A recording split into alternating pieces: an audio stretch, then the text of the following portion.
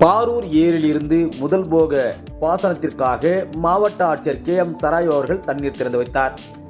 கிருஷ்ணகிரி மாவட்டம் போச்சம்பள்ளி அடுத்த பாரூர் பெரிய ஏரியிலிருந்து கிழக்கு மற்றும் மேற்கு பிரதான கால்வாய்களில் முதல் போக பாசனத்திற்காக தண்ணீர் திறக்கப்பட்டது.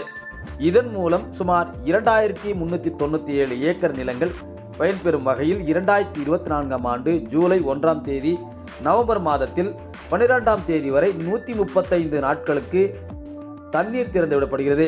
இதற்கு பாரூர் ஏரியின் மதகை கிருஷ்ணகிரி மாவட்ட ஆட்சியர் மரியாதைக்குரிய KM சராய் அவர்கள் திறந்து வைத்தார். அதன் அடிப்படையில் பாரூர் பெரிய ஏரியிலிருந்து கிழக்கு மற்றும் மேற்கு பிரதான கால்வாய்களின் மூலம் முதல் 5 நாட்களுக்கு நாற்று விட தண்ணீர் விட பிறகு பாசனம் மூலம் 3 நாட்கள் மதகை திறந்து விடப்படும்.